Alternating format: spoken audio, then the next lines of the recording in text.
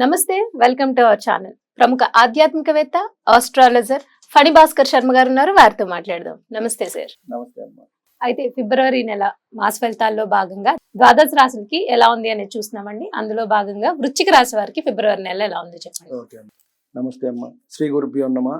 ముందుగా మా తల్లిదండ్రులకు నమస్కారాలు, అలాగే మా గురుదేవులకు కూడా నమస్కారం తెలుపుకుంటూ, ముఖ్యంగా మనకి ప్రతి నెలా కూడా గ్రహస్థితి అనేది ఒకటి ఉంటుంది. గోచారం ప్రతి గ్రహం కూడా వాటి పర్టికులర్ టైం ప్రకారం ప్రతి రాశిలోనూ సంచారం చేస్తూ ఉంటాం. మనం ఫిబ్రవరికి తీసుకున్నట్టయితే వృషభంలో గురువు, మిథునంలో కుజుడు, కన్యలో వచ్చేటప్పటికి కేతువు సంచారం జరుగుతోంది. మకరంలో రవి, బుధుడు, అలాగే కుంభంలో శని, చంద్రుడు, తర్వాత మీనంలో చివరిగా రాహువు, శుక్రుడు ఉంటారు. ఇక్కడ చంద్రుడు అనేది మనకి తిరుగుతూ ఉంటారు. ప్రతి 2.5 రోజులకి ఒక్కొక్క రాశిలో తిరుగుతూ ఉంటారు కాబట్టి నెలంతా కూడా సంచారం చేస్తూ ఉంటారు. మిగతా గ్రహాలన్నిటికీ 30 రోజులు, 45 రోజులు అలా వాటి పర్టికులర్గా ఉన్నాయి. సో ఈ గ్రహస్థితిని మనం ప్రామాణికంగా తీసుకుని ముందుగా ఈ రాశిలో చూసుకున్నట్టయితే విశాఖ 4వ పాదము, అనురాధ 4 పాదాలు, జ్యేష్ఠ 4 పాదాలు ఈ రాశి కింద వస్తాయి. ఇందాక మనం తీసుకున్నట్టుగా విశాఖ వచ్చేటప్పటికి గురు నక్షత్రము, అనురాధ శని నక్షత్రము, జ్యేష్ఠ వచ్చేటప్పటికి బుధ నక్షత్రం. కాబట్టి ఈ నక్షత్రాల వారు అందరూ కూడా వృశ్చిక రాశి ఫలితాలు ఎలా ఉన్నాయి అనేది చూసుకుంటే వార ఫలాలు కానివ్వండి, మాస ఫలాలు, అలాగే ఉగాది ఫలితాలు చూసుకున్నా కూడా మనకి సరిపోతుంది.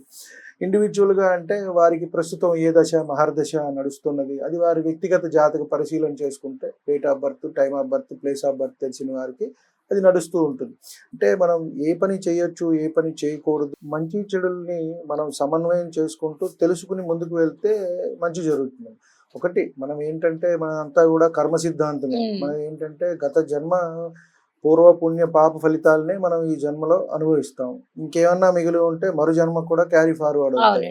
కాబట్టి ఇవన్నీ ఎందుకు మరి ముహూర్తాలు పెట్టుకోవటము, ఇవన్నీ చూసుకోవటము ఏంటి అంటే కొంతలో కొంత వాటి ఉధృతిని అనేది తగ్గించుకోవటం.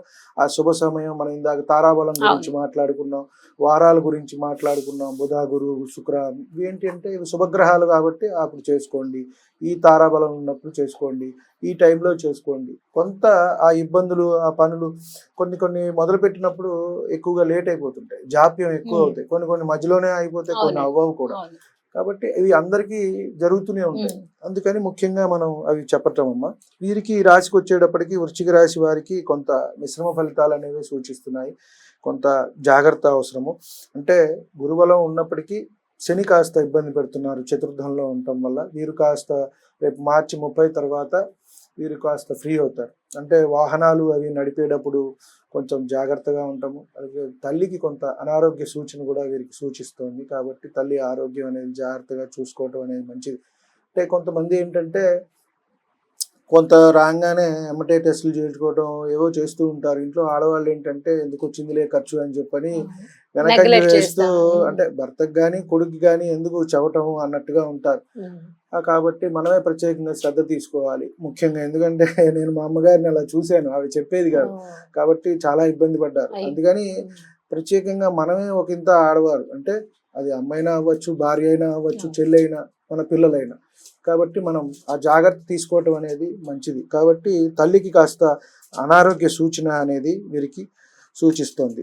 కాబట్టి అది చూడటము. ప్రయాణాలు చేసేటప్పుడు కొంత వీరికి తగ్గించడం అనేది మంచిది. కానీ కొంతమంది తిరుగుతూ ఉంటారు, ఊళ్ళు తిరిగే జాబులు ఉంటాయి, కొంత వాళ్ళకి తప్పదు. కాబట్టి వాహనాలు వెళ్ళేటప్పుడు జాగ్రత్తగా ఉండమని చెప్పదగ్గ సూచన.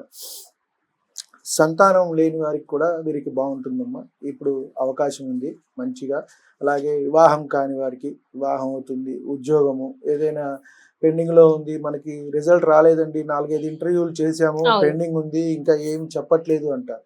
కాబట్టి మనం ఏదో ఒకటి చేయండి అమ్మా దానికి సంబంధించి. అంటే ఉద్యోగం దశమాధిపతి చెప్తాడు, ఆయనకి చేయండి. లగ్నాధిపతి మనకు కొంచెం, షష్టాధిపతి ఆయన కొంచెం, అంటే కాంపిటేటివ్ స్పిరిట్ మనలో పెరగటానికి. ఇప్పుడు మనం ఇంటర్వ్యూ చేయాలన్నా మనకి ఆ బలం అనేది ఉండాలి. ఇప్పుడు ఎదుర్కొండా మనిషి ఏం అడుగుతారా అని ఒక భయం ఉంటుంది.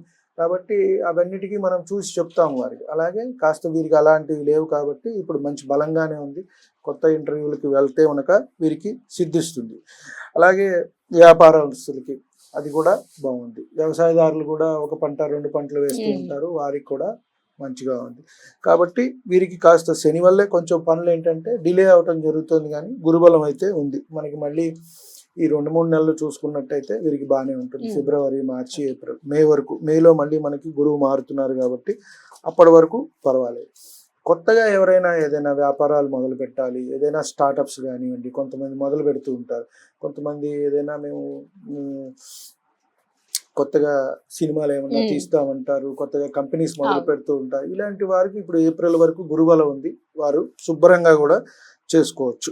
ఆరోగ్య సమస్యలు అయితే కొంత వచ్చే అవకాశం ఉంది, దాన్ని చూసుకోవటం అనేది మంచిది. ఏంటంటే వీరు కొంచెం మొండిగా ప్రవర్తిస్తూ ఉంటారు. మేషరాశి ఒకటి, వృశ్చిక రాశి వారు ఒకటి. ఏంటంటే ఆ కుజగ్రహం ప్రభావం వల్ల వారు ఏంటంటే వారు ఏదనుకుంటే అది ఆ ధోరణిలో కొంచెం ముందుకు వెళ్తూ ఉంటారు. ఎవరో ఒకరి సలహా, ఇప్పుడు ఈ జాతకం మనది ఉదాహరణకి భర్తదైతే భార్య సలహా తీసుకోవటం, భార్య అయితే భర్త సలహా తీసుకోవటం, ఒకరి సంప్రదింపులతో ముందుకు వెళ్ళటం అనేది మనం చెప్పదగ్గ సూచన. ఎవరో ఒకళ్ళు, మనం ఇక్కడ ఎవరు గొప్ప ఎవరు తక్కువ అనేది కాకుండా కాస్త భర్త ఉంటే భార్య సలహా ఇలా తీసుకుని వెళ్ళినట్టయితే సరిపోతుంది. ఏప్రిల్ వరకు అయితే వీరికి గురుబలం ఉంది కాబట్టి మంచిగా ఏమైనా మొదలు పెట్టుకోవచ్చు. వీరు కొత్త వ్యాపారాలు కానివ్వండి, ఉద్యోగ అన్వేషణ, లేదు చేస్తున్న ఉద్యోగాల్లో ప్రమోషన్స్ కూడా జరుగుతాయండి. అయితే వృశ్చిక రాశి వారు ఏ దేవీ దేవత ఆరాధన చేయాలి? వీరు సుబ్రహ్మణ్య స్వామి ఆరాధన చేసుకున్నట్టయితే సరిపోతుంది. మ్మ్. కాస్త కుజగ్రహం అనేది ఇబ్బంది పెడుతుంది వీరికి, అది చేసుకుంటే సరిపోతుంది. సుబ్రహ్మణ్య స్తోత్రాలు ఏమన్నా చదువుకున్నా కూడా సరిపోతుంది. మ్మ్. మంగళవారం పూట ప్రార్థించుకోవచ్చు, నిత్యం కూడా మనం ప్రార్థించుకోవచ్చు, సరిపోతుంది. ఎటువంటి పరిహారాలు పాటించాలి? అంటే కందులు దానంగా ఇచ్చినట్టయితే సరిపోతుంది, కిలోంబావు ఇచ్చినట్టయితే సరిపోతుంది. మనకి ఏంటంటే ఇది వరకు ఇప్పుడు అందరూ కిలోంబావు అని చెప్తున్నారు, కానీ అంత చేస్తే ఇంత మనం ఇచ్చేస్తాం, కానీ ఆ తీసుకున్న బ్రాహ్మణుడు దాన్ని ప్రాయచిత్తం చేసుకోవాలి, మళ్ళీ గాయత్రి చేసుకొని జపం చేసుకుంటే గానీ ఆయనకి సరిపోదు. కాబట్టి అంత డబ్బు ఇవ్వాలి.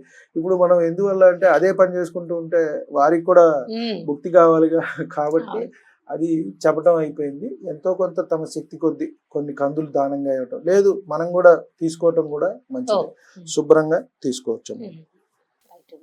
వారికి కలిసి వచ్చే రంగు, అదృష్ట సంఖ్య చెప్పండి. రంగు వచ్చి ఎరుపు అమ్మ, ఎరుపు వస్త్రాలని ధరించవచ్చు. అలాగే ఎర్రటి ఒక క్లాత్ ఏదైనా దగ్గర పెట్టుకోవచ్చు. బొట్టు పెట్టుకోవటం అనేది కూడా మంచిది. బొట్టు మనం ఇర్రెస్పెక్టివ్ ఆఫ్ అన్ని రాసులు కూడా పెట్టుకుంటే మంచిది. ఆడవారే అని కాదు, మగవారు కూడా కుంకం ధరించటం, విభూది పెట్టుకోవడం అనేది మంచిది. విభూది ఐశ్వర్యదాయకం. మృత్యువు కూడా మన దగ్గరికి అంత త్వరగా రాదు. ఏమన్నా ప్రమాదాలు ఉన్నాయనుకోండి, మీకు పెద్ద యాక్సిడెంట్ అవ్వాలి, అలా చిన్న యాక్సిడెంట్ అయిపోయి ఇబ్బంది నుంచి కూడా తప్పిస్తారు. కాబట్టి విభూది ధారణ మంచిది. బొట్టు పెట్టుకోవటం కూడా గురుబలం మనకి పెరుగు చేయాలి అనేది చాలా చక్కగా వివరించారండి. ధన్యవాదాలు. నమస్తే.